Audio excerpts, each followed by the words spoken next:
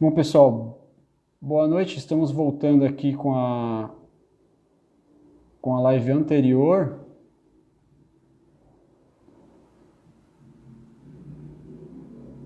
Eu só estou fixando aqui o nosso tema de hoje. Para se vocês estão entrando agora e não estavam participando agora de volta, e a gente está falando desse tema que está aqui embaixo, ó, que é o Leave No Trace, Não Deixe Rastros. Estamos de volta, Gil. Oh, maravilha. Passou voando, né, essa primeira hora aí. Nossa, cara, e assim, eu sempre acho que vai durar uma hora, mas você acaba se É, perdendo, começa vendo muitos exemplos e quando tu vê, o papo já durou 2 horas. Também não adianta a gente ficar falando as coisas correndo e não atingir o objetivo, né? Às vezes é melhor a gente gastar um pouquinho mais de tempo aqui, mas deixar as coisas bem claras. Bom, a gente tá falando aqui do princípio número 3, que é não deixar resíduos, e a gente estava falando aqui de um exemplo da pasta de dente. Bom, eu gostei de escutar o que você falou, porque eu praticava fazia essa prática do pulverizar a escovação do dente ali, aquele resíduo que sobra na boca, mas o que eu acho legal salientar é o seguinte, pô, você está na área natural, aquilo ali não é todo dia que você está ali, né? Vai ser por um curto período de tempo. Então, uma prática que eu faço é utilizar menos pasta, né? Então você utiliza menos para gerar menos resíduo. E realmente eu sempre faço isso que você falou, que o pulverizar, para quem não conseguiu entender, é você, né, fazer um biquinho ali com a boca e tentar fazer um jato de dispersão daquilo, assim, meio que ele já dá uma dispersada no ar, assim, micropartículas ali, realmente não deixa muito resíduo visual e também não vai ficar aquela mancha ali que pode dar um cheiro e o visual também não vai acontecer. Bom, falamos bastante aí, né, de resíduos orgânicos não humanos. Vamos falar dos E humanos? bora. Então, essa é a parte que eu mais gosto, assim, porque quando eu comecei a falar sobre Live No Trace, né, eu descobri o termo fecofobia, né, que é o medo do cocô, né? Cada um tem. E é impressionante, assim. Até talvez eu possa gerar aí alguma discórdia com a minha opinião em relação ao SheetTube, mas eu vou tentar ser mais claro para a gente tentar elucidar assim, algumas dúvidas. Então, em relação à urina, a recomendação é que você procure um lugar que tenha já um solo exposto, né, não tenha muita presença de flora e faça, né, a sua excreção ali. Né, porque no solo exposto você vai, essa urina ela vai percolar, né, pelo solo, não vai gerar nenhum odor, e dentro desse processo de filtragem vai ficar todos esses minerais que ficam no solo, consequentemente até pode fazer algum tipo de benefício para aquele local, essa questão dos sais, né? Quando você não tiver nenhum solo exposto, normalmente recomendo procurar uma rocha, um bloco de rocha, porque a rocha ela tem a capacidade de assimilar muito mais calor durante o dia. Então, você urinando na rocha, aquela urina ela vai evaporar de forma muito mais rápida, né? E provavelmente aquele impacto da urina vai ser dissipado de forma muito rápida. Só deve levar em consideração se, por exemplo, você ficar acampado muito tempo num lugar, você tentar encontrar outros banheiros, né, para urinar, porque com o passar do tempo, né, a ureia vai começar a exalar e aí você acabou tendo um outro tipo de impacto, né, um impacto do odor, e que daí, teoricamente, você falhou, né, nesse cuidado. Tá? E Uhum. aí, em relação aos resíduos sólidos humanos, a ideia é que você se afaste sempre a 60 metros de distância de qualquer corpo hídrico ou de área de acampamento e cave um buraco de 15 a 20 centímetros. Existem três justificativas para que se cave esse buraco nessa profundidade. Tá? A primeira é que dentro dessa faixa de solo, né, de 15 a 20 centímetros, você encontra a quantidade ideal de micro-organismos capazes de decompor aquele seu material, as suas fezes, no menor espaço de tempo. Então é importante que você faça, né, esse buraco dentro dessa faixa para que aquele material fique o menor tempo possível ali no solo.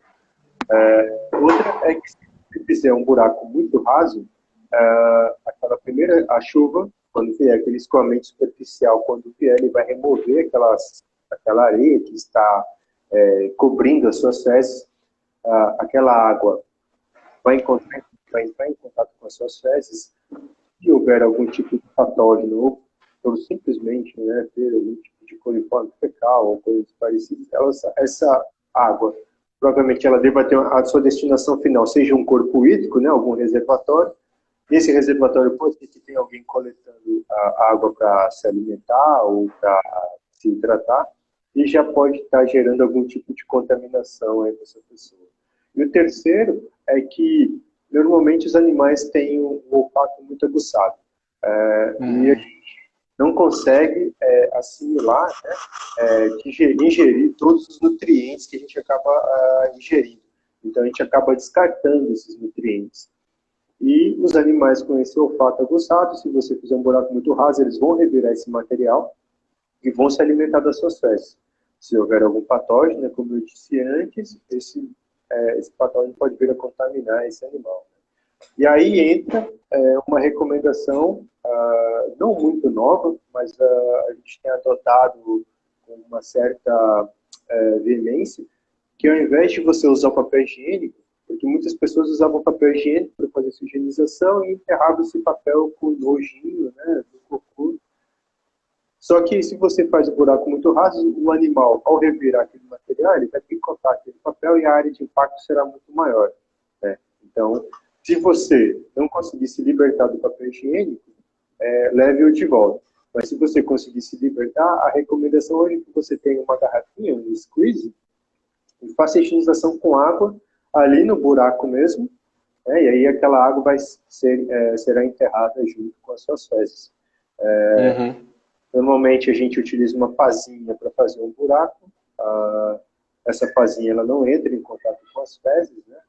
Então ela pode ser compartilhada com outras pessoas que estejam acontecendo no acampamento. E no caso de você ter a necessidade de acomodar melhor as suas fezes dentro desse buraco, utilize um graveto, um pedaço de bloquinho de pedra, e esse material, esse graveto, esse pedaço de pedra, né, deve ser enterrado junto com as fezes. Entendi. Sacou?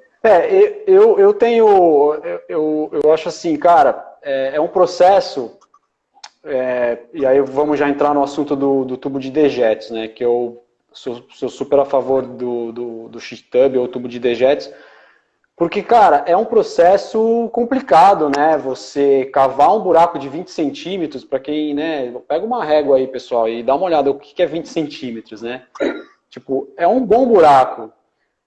E não é todo lugar que você vai estar, por exemplo, vou dar de novo o exemplo aqui da Mantiqueira, porque é onde foi a minha escola, onde eu ainda aprendo muitas coisas. Você não consegue cavar 20 centímetros porque não tem terra, é pedra praticamente. E o que você mais vê na Mantiqueira é aquele cocô com a pedra em cima, né? O cara faz o cocô lá e bota a pedra em cima, ou seja, ele só escondeu do olho, para efeito de contaminação, né, não serviu para nada. E aí o sheet tub ele entra resolvendo todos esses problemas, porque, pô, você carregar uma pá também, uma pazinha por menor que ela seja, é um incômodo. Você fazer o buraco e participar de fazer todo esse processo que você descreveu, seja com squeeze, seja com papel, é um processo que demora, que requer cuidados. E, cara, o sheet tub eu acho um negócio, ele é prático, né? Você vai ter que conviver com aquele cocô durante a sua expedição, durante o tempo que você tiver ali na natureza, se for um dia, 2, 3. Você vai ter que conviver com aquilo, vai ter que carregar o peso dele, mas eu acho que no fim ele é a solução mais prática, né? Em termos de logística, em termos de não deixar realmente nada para trás. E aí eu não sei se você acha o mesmo. Porque, cara, eu acho esse processo de cavar e carregar pá, enterrar... Cara, dificilmente a gente consegue atender todos esses critérios para fazer a coisa de forma correta. Então, cara, eu acho que o peso da pá dentro da mochila será muito menor do que o peso do sheet tub. Tá. Então, por esse motivo, já de pronto, assim, eu prefiro realizar o buraco.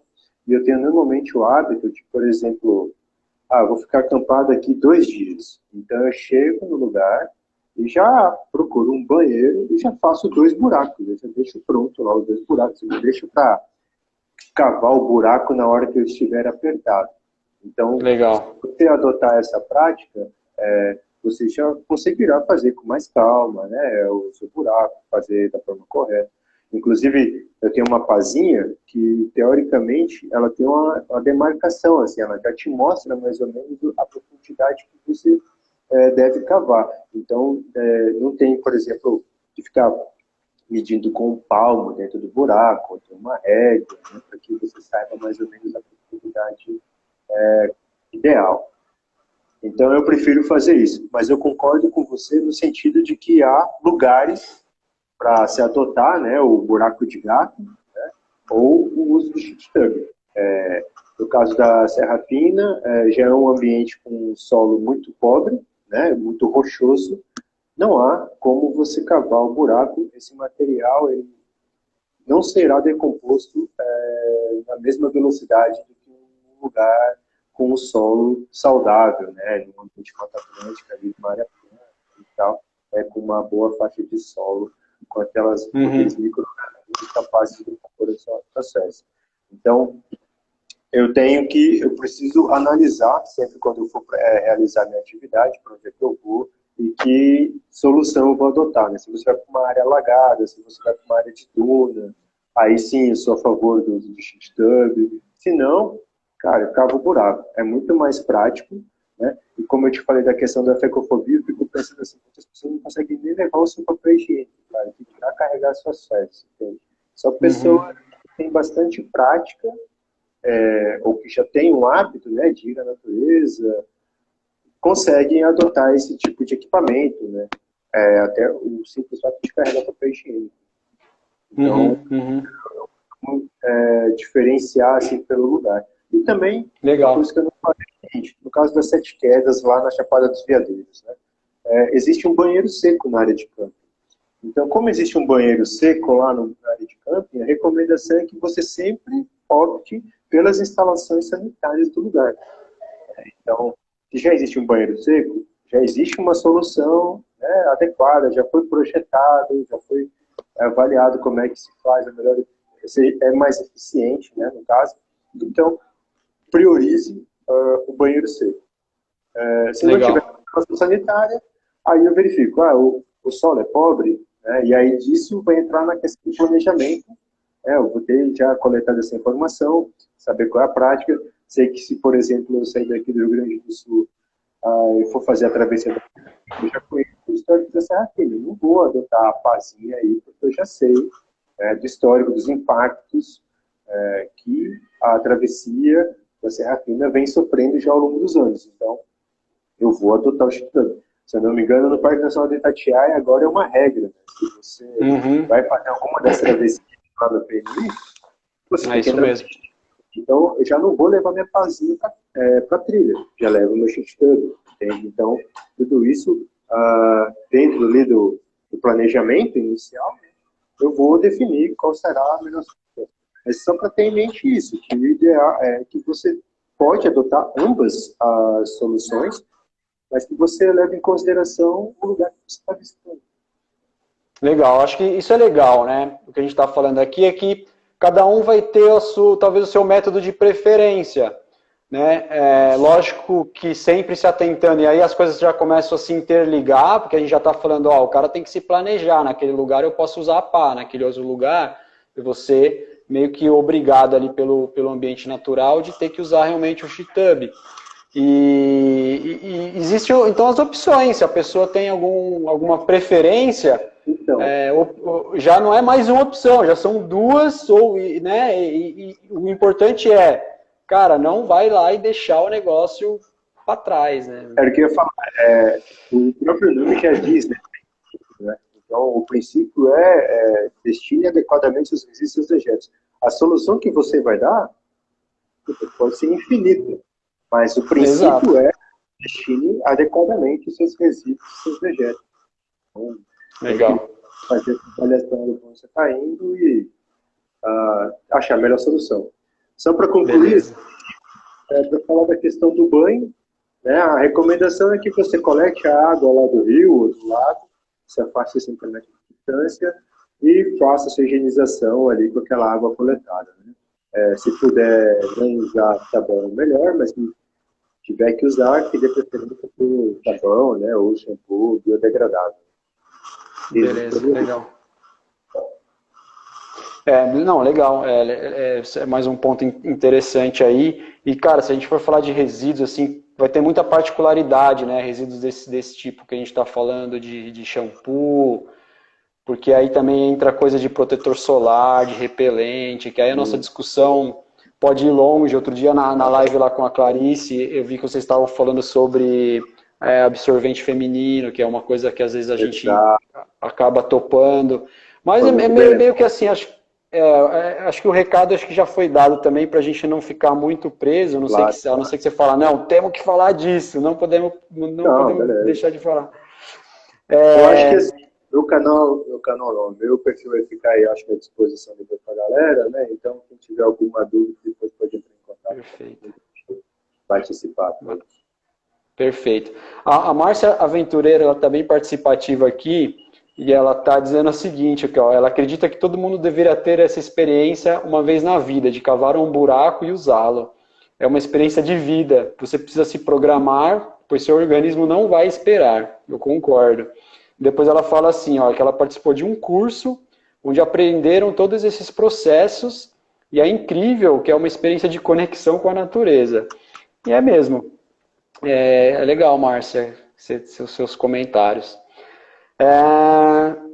O Diossi Pes da Silva, ele está perguntando se em Torres del Paine é obrigatório o uso do Chitub. Olha, quando eu fui lá, não era obrigatório o uso, porque lá na maior parte dos campings existem banheiros secos, né? Então o que eles dizem assim, se você precisar, na época essa era a recomendação, se você precisar usar um banheiro no decorrer da trilha, onde você não está numa área de camping, que você faça o procedimento da pazinha. Então você cava, faz o buraco e usa o buraco. Na época que eu fui para lá, não lembro que ano foi, quase não se falava ainda Chitub, eu nem conhecia essa expressão, e a gente realmente usava o buraco, mas a melhor coisa a se fazer era você conseguir se conter e usar os banheiros próprios que estão construídos nas áreas de acampamento, banheiros secos, que como o Gil falou, aí já são coisas que foram pensadas, programadas, tem um fluxo de trabalho ali de limpeza daquele lugar, então seria mais adequado.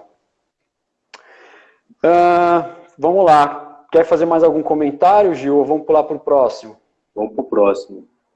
Então vamos lá. Então, o próximo princípio, né, o princípio 4, é deixa o que você encontrar. Né? Esse princípio é aquele que a gente diz que devemos evitar ao máximo de não cair na tentação de levar lembrancinhas para casa. Né? Porque se você teve o direito de contemplar ou de fotografar determinada flor, determinado artefato, né, o histórico-cultural, que as pessoas que vierem depois de você têm esse mesmo direito, né, de ter essa sensação que você teve. Então, evitar de carregar artefatos históricos, culturais, né, pedras, cristais, flores, deixar tudo como você encontrou, não deixar nenhum registro, né, deixar aquelas declarações de amor no tronco das árvores, nenhum tipo de pichação na natureza, deixar como você encontrou no seu estágio natural. É importante também que você não construa nenhum tipo de estrutura na sua área de camping, né? Não construa nenhuma mesa, nenhuma cadeira, não cave trincheiras ao redor de barracas, né? E se for necessário, procure uma área melhor de acampamento, que não alague, né? E que você não tenha que recorrer a esse tipo de solução. E também a questão de evitar, né, a introdução ou o transporte de espécies não nativas daquele lugar. Né? Então, a ideia é que você deixe tudo como encontrou mesmo. A Clarice, na live que você citou, né, ela falou que no começo até tomei um susto. Ela falou assim, não, aqui eu recomendo a galera levar pedra assim. Mas as pedras têm que ser acima de 3.000 toneladas. Eu falo, se não for isso, não vale levar. Então, é mais ou menos isso, né, cara? Tipo, fazer com que todas as pessoas tenham essa mesma sensação que você teve, né, eu acho importante, porque faz parte daquele processo, né, daquele velho ditado, né, do conhecer para conservar. Né? Se a pessoa não conhece, se a pessoa não passa por aquela experiência, talvez o processo de sensibilização seja mais lento, né, e dificulte a entrada, né, dessa pessoa como um aliado da conservação. Então, acho que é legal você poder compartilhar as experiências com as pessoas que vierem depois, mantendo tudo intacto. Nesse princípio, Gil, eu vou comentar sobre uma unidade de conservação marinha. Porque, cara, uma das coisas assim, muito comuns que a gente vê quando as pessoas vão à praia é coleta de conchas, né? Sim. E é aquilo, né? Os 12 milhões de pessoas visitando, eu que fui voluntário lá do Parque Nacional Marinho de Fernando de Noronha, era algo que a gente deparava muito. E, cara, tive muitas experiências ruins com relação a isso, de a gente trabalhando lá no parque, ter que chamar a atenção de visitante para que devolvesse, por exemplo, um pedaço de coral, né, que o cara, às vezes um pedaço de coral que morreu, que está ali na beira da praia, o cara vê aquilo como um objeto de decoração e eram informados, né? A gente lá no trabalho voluntário, a gente fazia a conscientização, então todo mundo que entrava lá na praia, estou falando especificamente da Praia do Sueste, para quem conhece, a gente aborda 100% das pessoas que entram na praia e dá as instruções do que se pode fazer, do que se não pode, qual é a melhor atitude ali naquele ambiente. E uma das recomendações que a gente dá é de nunca fazer a coleta de nada. Então a pessoa entra na praia já sabendo que não pode coletar, e aí você pega um visitante escondendo, por exemplo, um pedaço de coral dentro de uma nadadeira, e aí você aborda ele e fala, tem alguma coisa aí? A pessoa fala que não tem, e tenta te enganar, só que você já viu, sabe? Situações assim bem constrangedoras que eu passei lá, tanto com brasileiros quanto com estrangeiros. Então às vezes a gente também fala, o brasileiro é mal educado. Não sei se é o brasileiro, eu acho que é uma coisa meio que humana, assim, que vai ter gente boa e gente mal educada em todas as culturas. Então passei bastante experiência e eu acho que a mensagem é essa, né?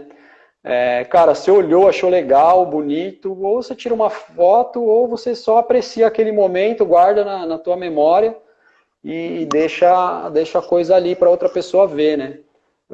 Eu lembro até uma amiga lá um dia falou que existia uma ONG que estava defendendo um princípio sobre as conchas, que era assim, né? Se você encontrar uma concha muito bonita na praia, e você conhece esse princípio de não leve embora, você não vai levar, mas se ela ficar ali exposta, alguém vai levar. Então o que você faz? Você cava um buraco e enterra aquela concha que você achou muito bonita, porque assim não vai chamar a atenção de uma outra pessoa, né? Eu falei, nossa, a que ponto a gente chega, né? Mas enfim, eu acho que também acontece muito isso que eu vejo nas unidades de conservação em praias, de uma forma geral, do pessoal colecionar conchas, e que eu acho que não é uma prática legal. Mas tem aquele lance também de você tirar uma flor, né? Ou de você querer levar uma muda. Tô aqui, olha só, que bacana, vou levar uma muda para plantar lá na minha casa. Acho que a ideia é a gente nunca causar nenhum tipo de dano, ou não trazer nada, aprecia e deixa, né? E muitas vezes, assim, quando você vai visitar uma unidade de conservação, você recebe essas informações, né, preliminarmente, né? Existe, por exemplo, de novo na Chapada dos Veadeiros ou lá na Caverna do Peruaçu, né? Existe um vídeo, né, interativo que demonstra, né, como é que deve se comportar. Existe um termo de conhecimento de risco o que você pode, o que você não deve fazer. E aí, muitas vezes essa alegação de que eu não sabia, é muito complicado você aceitar, porque as pessoas foram informadas, classificaram o termo. Na Caverna do Super-Osso, por exemplo, é obrigatória a contratação de guia. Pô, o guia instrui as pessoas a não fazer esse tipo de coisa e falar que não sabia, não cola, né? Não cola mesmo. Não cola, né? Então, é importante sim, que as pessoas tenham essa percepção e tenham a palavra que as pessoas usam hoje, é empatia. Né? Se você teve a oportunidade de experienciar, né, essa contemplação, essa apreciação, né, desse objeto, né, ou desse objeto, deixa as outras pessoas passarem pelo mesmo. Então, acho que faz parte do processo de aprendizado, né, de educação ambiental, de sensibilização para que as pessoas se tornem pertencentes àquele lugar. Né? Legal, legal demais, é isso mesmo. E o pessoal aqui está comentando, ó, alguns elogios aqui, dizendo que bom ouvir pessoas inteligentes e conscientes, agradeço aí pelo elogio, abre a nossa mente para a preservação. A Márcia aqui de novo, a Márcia Aventureira, dizendo que isso tem a ver com consciência ambiental e que essa live, como outras que estão rolando, são importantes para ganharmos essa consciência. Legal, obrigado, Márcia. Eu ia fazer um outro comentário com relação... você falou das pichações, né? Cara, esse aqui acho que não precisa nem entrar muito a fundo, mas, gente, pelo amor de Deus, né? Pichação é um negócio que, sabe, não consigo, assim, conceber o que passa na cabeça de alguém que vai para uma área natural e quer deixar o seu nome lá escrito, ou a sua declaração de amor. Assim, acho que não dispensa qualquer outros comentários. Eu acho que se quiser competir com as inscrições rupestres que a gente encontra por aí, vai ter sempre muito mais feias do que as inscrições que a gente encontra. Né? Então, não existe, não precisa competir com elas. Né? As inscrições serão mais feias. Gostei do seu paralelo com as inscrições rupestres. Vamos lá, já que o tempo voa. Já estamos aqui mais meia hora, já se foi. Próximo. Beleza. O princípio 5, então, é minimize o impacto e o uso de fogueiras. Normalmente, o fogo, né, quando não intencional, o intencional, ele acaba ocasionando um impacto muito longo e muito duradouro no lugar. Né? Então, é sempre importante você ponderar se realmente você precisa construir uma fogueira. Se normalmente você usa uma fogueira para fins de preparar o seu alimento, o ideal é que você invista uma grana no fogareiro. Se você utiliza a fogueira para fins de iluminação, que você invista numa lanterna. Ou então, se você utiliza para fins de aquecimento, você invista num agasalho mais adequado. Se você fez essas ponderações e ainda assim sente a necessidade de criar uma fogueira, é importante ter alguns cuidados. Né? O primeiro é que você faça um anel de contenção, pegue alguns blocos de rocha, faça um anel para conter ali as chamas do fogo, para que elas não se alastrem, né?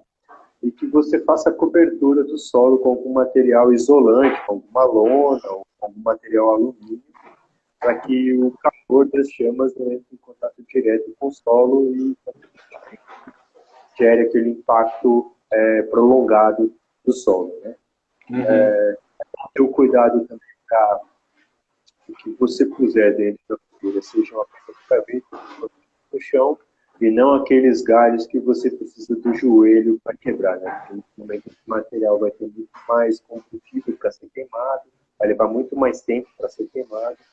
Então, é importante ter esse tipo de cautela e também para você poder controlar a altura do chão. Caso venha alguma coisa assim. E quando você terminar de utilizar essa fogueira, que você tenha certeza de que as cinzas foram apagadas, senão que você deixe água ou areia ali, né? E que faça o anel de contenção e espalhe as cinzas, para que aquilo ali não seja um ponto, né, de identificação para que outra pessoa que passar por ali veja que ali foi feita uma fogueira e construa uma fogueira ali também. Pode ser que ele não tenha o mesmo cuidado que você teve e fazer de qualquer jeito, e aí começar, né, o impacto, que é o que a gente não quer. Né?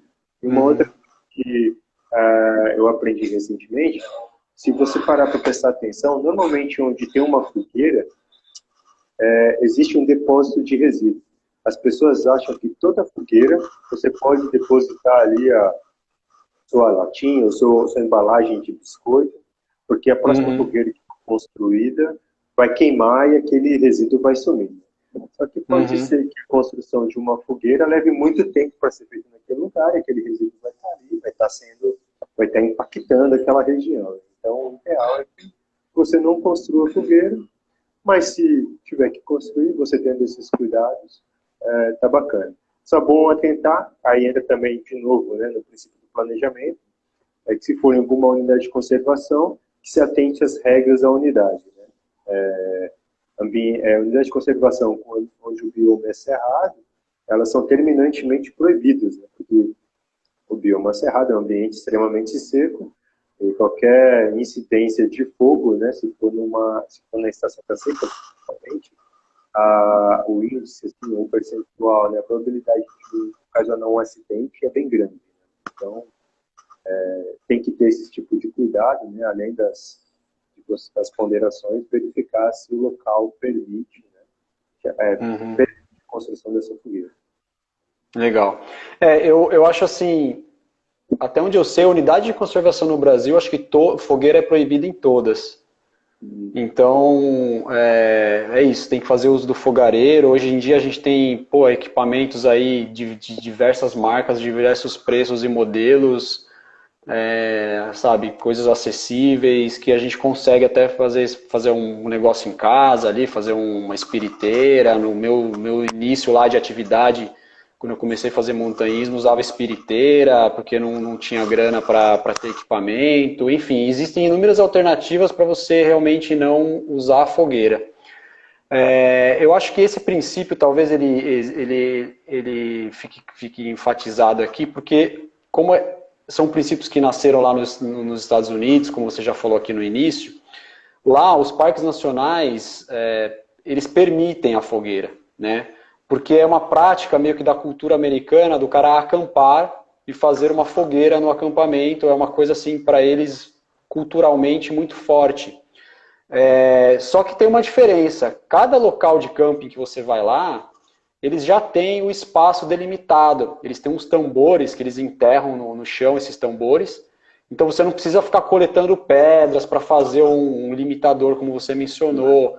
Já existe um local de contenção onde você faz a sua fogueira. Nos parques onde você tem acampamento que não é considerado selvagem, onde você chega de carro e acampa, você não pode coletar material orgânico para queimar no parque, porque é uma área protegida. Então, tudo bem, eu não posso levar embora, mas queimar eu posso? Não, você não pode. Então, você tem que levar a sua madeira para você fazer a sua fogueira. Então, você tem que chegar já e trazer a sua madeira. Na verdade, você não pode trazer a madeira de qualquer lugar, porque aí entraria num outro princípio aqui de você estar trazendo talvez um patógeno, né, que se fala? Né, para aquele ambiente que não é dali. Então você tem que comprar, por exemplo, a madeira que o parque vende, que já é uma madeira que não foi extraída de dentro do parque, talvez um negócio ali de madeira de reflorestamento, uma madeira que se conhece a procedência, que ela não está trazendo nenhum causador de doenças para aquele ambiente. E aí sim você pode então queimar aquela madeira que você já trouxe de fora, dentro daquele lugar específico para se fazer a fogueira. Em acampamentos selvagens, às vezes eles permitem também a fogueira. Só que apesar de ser um acampamento selvagem, os acampamentos são selvagens, mas existem locais apropriados para se acampar, né? Que já foram manejados. Então aqui é a sua área de camping selvagem. O que é o camping selvagem? Você não vai chegar de carro, você vai ter que chegar caminhando, numa travessia, por exemplo, mas você vai ter ali o seu local delimitado. Ali também então já tem aquela contenção, esse tambor aí que eu mencionei, para você fazer a sua queima. E aí nesse caso, quando eles permitem o fogo no acampamento selvagem, aí você pode coletar, porque você está numa travessia, não tem como você carregar a sua madeira, você pode coletar a madeira do local. Mas eu me lembro bem numa travessia que eu fiz numa unidade de conservação, que eu vou falar o nome aqui, pouquíssimas pessoas já ouviram falar, porque não é um local comercial dos Estados Unidos, mas era no estado onde eu morava. É uma unidade que quem tiver curiosidade depois pesquisa, chama Picture Rock, né? Ou rochas pintadas, picture de pintura, né? Picture Rock. E é uma unidade que ela está, uma travessia, foi uma travessia de 7 dias, 6 noites de acampamento, mas dessas 6 noites, por exemplo, em 3 ou 4 noites, eu podia fazer fogueiras. Em 2 campos eu não podia, porque eram campos que estavam embaixo de uns pinheiros, cara. E o pinheiro, ele solta aquelas folhas, né, que ele tem, não sei como é o nome técnico para aquilo, Gil, mas são um material muito inflamável, aquilo é muito inflamável. Então você fazer uma fogueira naquele acampamento que está rodeado de pinheiros, com material orgânico super inflamável, então quando você entra, e aí entra o planejamento, quando você entra na trilha, você vai lá falar com o guarda-parque, e o cara te fala, você vai dormir aonde? Ah, eu vou dormir nesse camping. Você já tinha que ter isso programado, e muito bem programado.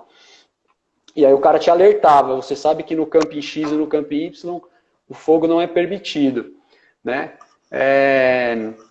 Em função realmente dos incêndios, né? Então, é interessante de ver como assim, aqui no Brasil, às vezes as pessoas têm ainda essa cultura, vou fazer o campo e vou fazer a fogueira. Aqui no Brasil é algo muito, muito perigoso, por causa dos incêndios também, mas algo a ser evitado, né? Principalmente em unidade de conservação. Exato. Beleza. Então tá. Princípio 6, respeite a vida silvestre, né? Como o próprio nome já diz, é silvestre, eles não seguem as nossas regras, né? Nem temem as nossas ações. Então, o ideal é que você tenha o mínimo de interação possível com esses animais, né? Mantenha-se o mais afastado possível, para que você não altere, né, o seu estágio natural, né, a forma como ele se encontra, até porque em alguns períodos de sensibilização, né, alguns períodos sensíveis, como nidificação, de amamentação, acasalamento, piracema, você pode, em algum contato animal, você sensibilizar o animal. Eu gosto muito de falar de um exemplo que eu conheço, que eu soube em Yellowstone, que aconteceu em 2015, em que um grupo de turistas viu uma família de bisão e um filhote dessa família se afastou. Esses turistas foram abraçar esse filhote de bisão, tiraram fotos e tal, e pelo contato com o humano, deixaram um cheiro do homem. Esse bisão, quando foi retornar, né, para sua família, ele foi rejeitado. Por cada parte em Yellowstone, tentaram reintroduzir esse bisão numa outra família, dentro do parque. Esse filhote ele foi rejeitado. Depois, consequentemente, foi levado para um zoológico para tentar ser reintroduzido. Esse filhote de bisão também foi rejeitado e o pessoal acabou dando como solução a eutanásia. Né? Esse filhote de bisão foi eutanasiado porque ninguém conseguiu fazer com que esse animal fosse reintroduzido, fosse reinserido com uma outra família que o adotasse e pudesse tornar com as suas práticas, sua vida, né, pelo simples fato das pessoas sentirem a necessidade de interagir tocando, né? Então, por mais que você tenha conhecimento de um biólogo, né, ou um veterinário, eu acho que é importante você evitar esse contato com os animais, a natureza, né? Porque você não sabe quem está vindo atrás de você, às vezes você está tocando no animal, então, ele é dócil, aí o outro vê, toca também, né? Ou pega de mau jeito, pode ocasionar um acidente, ou pode ferir o animal, né? Por ter manuseado de forma equivocada, e aí você já impactou, né? Sem contar que muitas vezes os animais estão ali seguindo, né, as suas rotinas, seus hábitos diários, você, ao interferir, né, nessa rotina, você acaba estressando o animal, né, porque você vai estar tirando ele dos seus objetivos. Né? Então, que você evite esse tipo de contato, isso é o máximo possível. E também, dentro desse princípio, tem a questão de se você tiver algum animal, né, um pet, um animal de estimação que você deixa em casa. Porque, apesar de ser um animal, eles possuem genéticas diferentes, patógenos diferentes. Para que não haja interação de animais na natureza, né, você não corre o risco de que o seu animal de estimação leve algum tipo de patógeno que, teoricamente, o nosso organismo não está habituado a conviver para dentro da sua casa, né, e vice-versa. Então, é bem importante. Legal demais. Eu acho assim, às vezes a gente fica vendo esses programas que tem por aí, né, que eu não sou muito fã, de gente que manipula bicho, né? Sim. E aí, então, assim, manipula cobra, manipula um lagarto, manipula... Tudo tem que pôr a mão, né, cara? É uma coisa impressionante. Então, acho que o meu recado é esse, né, cara? Se você topar um bicho, deixa o bicho embora, né? Como você falou, fotografa e deixa ele passar, vaza, né? Cara? E, assim, lá, eu tive lá em Yellowstone, né, tive o privilégio de conhecer esse parque, e realmente lá a fauna do parque, ela é muito rica. Então, assim, facilmente você vai conseguir ver um urso, vai conseguir ver um alce, vai conseguir ver um bisão. E os caras lá enfatizam demais você sempre manter distância da vida selvagem, né? Realmente nunca se aproximar dos animais. E tem um lance assim, que eu aprendi lá, que é muito curioso e muito interessante, que é o lance dos ursos, né? De todos os cuidados que você tem que ter com relação aos ursos, porque o urso ele é um bicho que tem um olfato assim, poderosíssimo, e ele é atraído por tudo que emite cheiro, né? Então, assim, não é só comida, porque a comida ou o resto de comida vai atrair o bicho porque é comida e o bicho vai sentir o cheiro, mas, por exemplo, chiclete de hortelã é um negócio que pode atrair o urso. A pasta de dente é um negócio que pode atrair o urso, porque vai ter cheiro e o bicho vai ser curioso. E os cuidados que tem que ter lá para acampar em Yellowstone, em outros parques americanos também, e por causa dos ursos, é um negócio muito interessante, porque o urso, assim como os outros animais, os nossos macacos aqui também fazem isso, eles aprendem por experiência, né? Então, se você alimentar vamos falar do Itatiaia, que tem lá os macacos prego, você alimentou um macaco prego uma vez, ele vai entender que ele vai vincular, né? Ele vai associar o homem com comida. E ele vai toda vez voltar naquela espécie humana, porque ele vai saber que ali vai ter comida. E é o que acontece aí na maior parte das unidades que a gente vê isso com os coatis, por exemplo, em Foz do Iguaçu, os macacos em Itatiaia, e outras unidades, cada unidade você vai ter os seus exemplos. Bom, voltando lá para o assunto do urso, ele aprende por experiência. Então, se você não armazenar tudo que for de comida de forma correta, por exemplo, você não pode deixar as coisas dentro do carro, porque o urso ele é forte o suficiente para arrombar o seu carro e pegar a comida que está dentro do carro. Se isso acontece, é uma multa de $2.000 que você paga se o seu carro for violado, porque você não pode deixar a comida no carro. Nas áreas de camping, assim como você tem lá o seu recipiente para fazer a fogueira, que eu falei, né, o seu receptáculo para fazer o fogo, você vai ter também uns lockers, que são a prova de urso. Você coloca tudo que emite cheiro ali dentro daqueles lockers, a comida, o lixo, a pasta de dente, o sabonete, tudo. Você só leva para a barraca. Você, o seu saco de dormir, a sua barraca, mais nada, para não correr o risco dele querer violar a sua barraca. E tudo vai então nesses lockers. E o curioso é que se um urso participa de um evento desse, que estoura um carro, ou arromba uma barraca, os caras têm que rastrear esse urso, porque ele já aprendeu que barracas, carros, vai ter comida. E os caras têm que sacrificar o bicho. Nossa. Então, olha que coisa triste. Eles têm que rastrear, entender qual que bicho foi que frequentou aquele local, e geralmente o urso ele fica rondando ali aquela área, e eles vão identificar o bicho e vão ter que sacrificar o bicho. Então, todo cuidado é pouco. Aqui no Brasil, assim, quando eu fiz o filme lá do Itatiaia, tenho certeza que você assistiu, e para quem está aqui conectado com a gente ainda não assistiu, o filme está disponível aí no nosso canal do YouTube. A gente lá no Abrigo Rebouças, para quem não tiver contextualizado o que é o Abrigo Rebouças, vai ter que ir lá e assistir o filme. A gente encontrou lá o lobo-guará, que aparece no filme, a gente conseguiu umas imagens dele. Foi bem difícil de conseguir, porque o dia que ele apareceu a gente não estava preparado, fizemos uma imagem com celular mesmo, e mesmo a imagem de celular acabou entrando no filme. Mas aquele bicho é um bicho que estava ali frequentando na temporada de 2019, quando o filme foi gravado. Não, minto, foi gravado em 2018. Não, gravado em 2019 e lançamos em 2020, tá certo. Na temporada de 2019, tipo, todo mundo que acampou no Rebouças viu esse lobo. E o que acontece? As pessoas estão dando comida para o bicho. Né? Só que o bicho está ficando mal acostumado. É legal ver o bicho lá no acampamento? Cara, é sensacional ver um lobo-guará no acampamento. Mas não porque você está dando comida para ele. Você está fazendo a ceva do bicho. Primeiro, a comida que a gente come não é a comida dele. Vai causar um problema de saúde para o animal.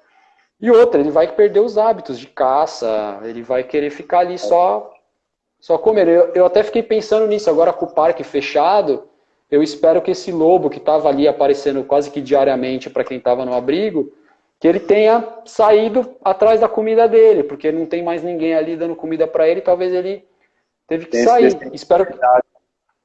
Exato, né? Voltou para os seus hábitos originais. Ou espero também que ele não tenha perdido os hábitos e não tenha morrido de fome porque não queria mais caçar, porque ficou preguiçoso.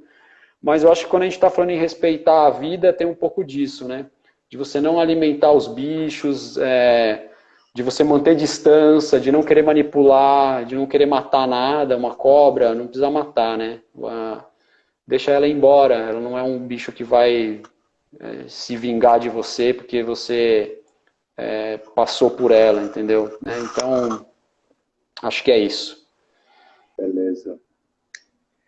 Eu ia só falar mais uma coisa rapidinha desse princípio, né? Que uma das coisas que tem matado muitos primatas hoje em dia também é a questão da hélice bucal, né? Você come algo e aí tira da sua boca e vai alimentar um primata, por exemplo. Às vezes você não sabe que você tem, né? Esse patógeno e transfere para o primata. Então tem sido a causa da morte não só dos primatas, de muitos animais, né? Através dessas doenças que são transferidas pela saliva, né? É bem legal, bem colocado. Isso. E o último princípio é respeito dos mais visitantes e a comunidade local, né? Esse princípio não deve ser aplicado somente na natureza, deve ser aplicado em todos os lugares, né? Porque todo mundo merece ser respeitado, né? Então, ser gentil, ser respeitoso, ser zeloso, né? Ser atencioso, tentar identificar se a pessoa está precisando, né, de algum auxílio, se disponibilizar. Se você estiver descendo uma trilha e tiver alguém subindo uma trilha carregada, ceder a vez na trilha, porque quem está descendo consegue retomar o seu ritmo muito mais rápido, né, em relação a quem está subindo. Às vezes dá um bom dia, uma boa tarde, também acaba acalmando as pessoas, né, porque no mundo violento que a gente vive hoje, se deparar com alguém na trilha, às vezes já pode pensar em algo, né, negativo que venha acontecer. Então, para você acalmar, né, a outra pessoa que está vindo, cumprimentar, né, desejar uma boa caminhada, isso é sempre super importante. Tentar deixar prevalecer sempre o som da natureza, né, se precisar muito ouvir música da natureza, que você leve um fone de ouvido, não uma caixinha de som. Um princípio que é bem discutido, né? A questão do uso de cores muito chamativas. A ideia é sempre que você tente passar despercebido na natureza, porque a ideia é fazer com que você esteja conectado ali com o meio, né? E a pessoa que está buscando um momento de reflexão ou de cura na natureza quer ter aquele seu momento da natureza intocada. E, então, fazer com que essas cores chamativas não impactem socialmente a experiência de outras pessoas, né? Mas também levando em consideração que numa situação de resgate, ou numa montanha nevada, ou em ambiente de caverna, esses protocolos mudam, né? Você precisa ter uma roupa mais chamativa para que a equipe de resgate te veja com mais facilidade, né?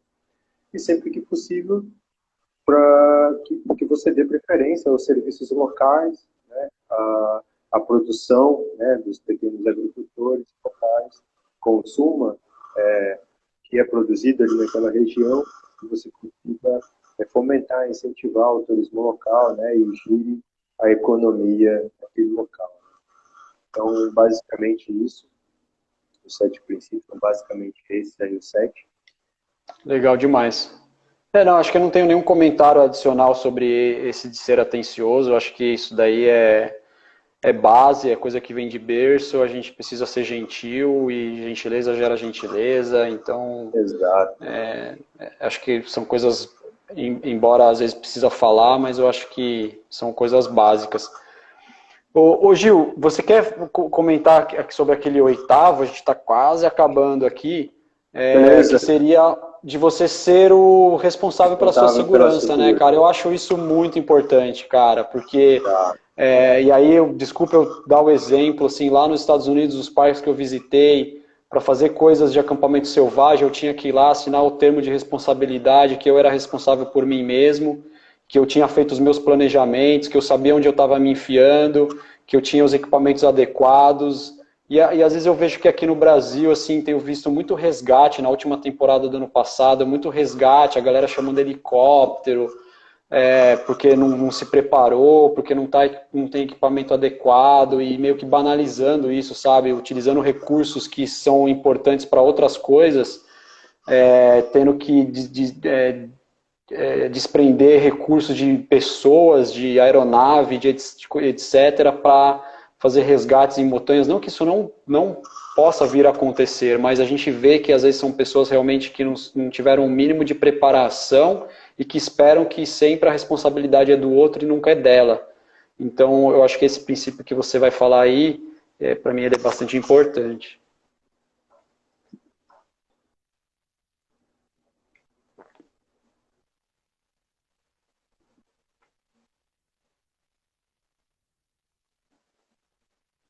Gil, tá aí?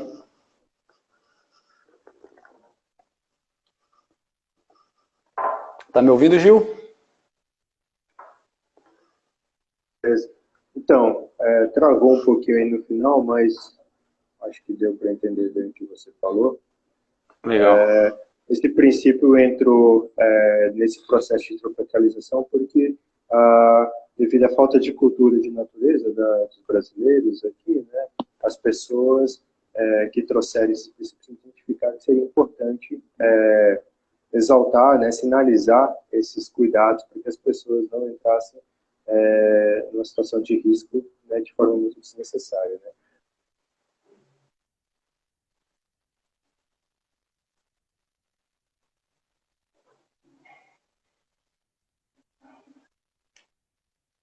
Do Brasil, e para também não sobrecarregar no Corpo de Bombeiros, o pessoal criou esse oitavo princípio, né, que é o você é responsável pela sua segurança. Inclusive, esse princípio, a não aplicação desse princípio, faz com que hoje seja a segunda maior causa de morte na natureza, que é a morte por selfie, né? As pessoas acabam se expondo de uma maneira muito desnecessária para tirar aquela selfie, e acabam morrendo. Hoje em dia, a segunda maior causa só perde para ataques de abelha. Então, é importante ter esse conhecimento, né? Não se expor, até porque se você tiver muita experiência na natureza, pensar no próximo, que às vezes as pessoas estão ali pela primeira vez, pode ter algum tipo de vertigem, né? Chegando assim na beira de um precipício.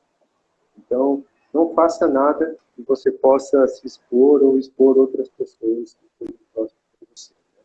Tente sempre carregar os equipamentos mínimos necessários, mesmo com atividade de um dia. tentar ter o conhecimento mínimo, né, para a prática da atividade.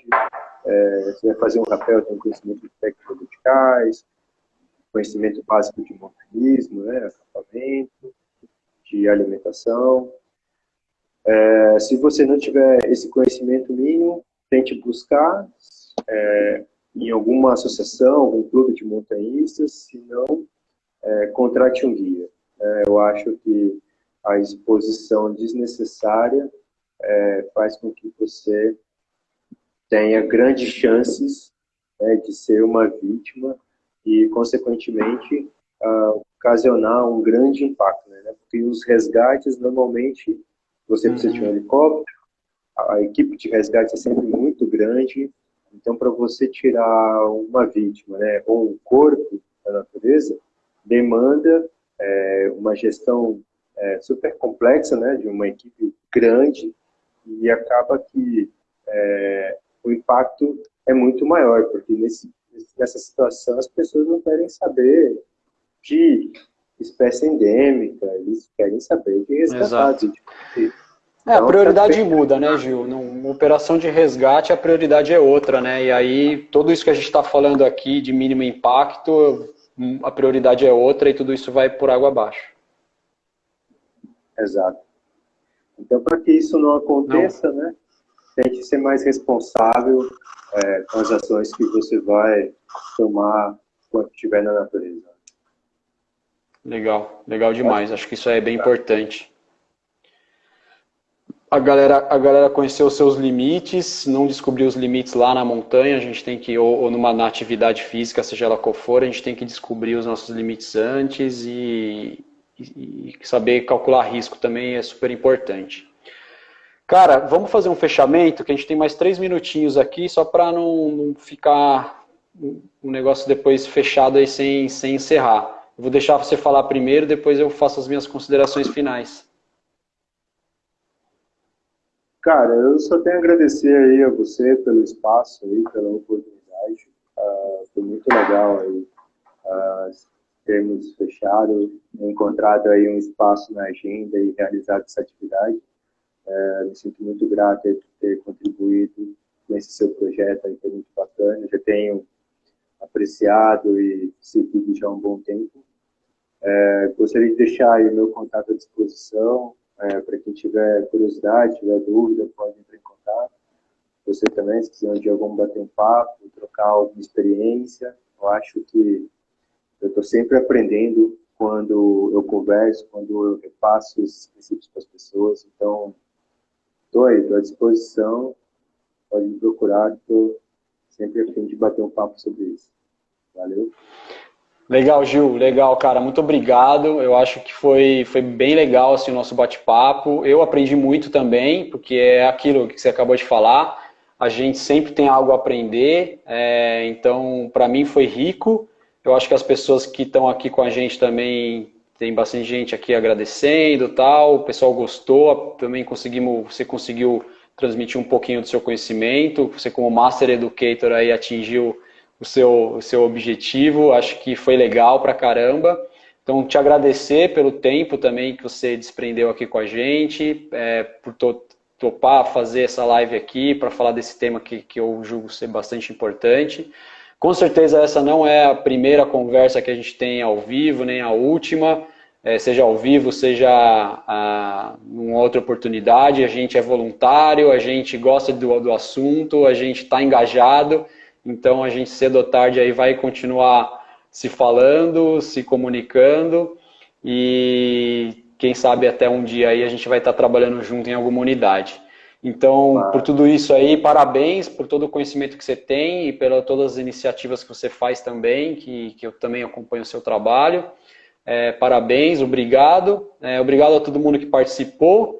E dizer que essa live as 2 partes da live vão ficar disponíveis lá no canal, vão ficar aqui, né, no Instagram do Parques Nacionais e vão ficar também disponíveis no YouTube. Então eu vou fazer o download aqui desses 2 vídeos, vou fazer o upload lá no YouTube e amanhã eu divulgo os links aí pro Gil, que você quiser divulgar, Gil, e também vou divulgar aqui no Facebook e isso vai ficar aí ad eterno aí esse bate-papo nosso vai ficar no YouTube lá, não vou tirar, vai ficar por lá.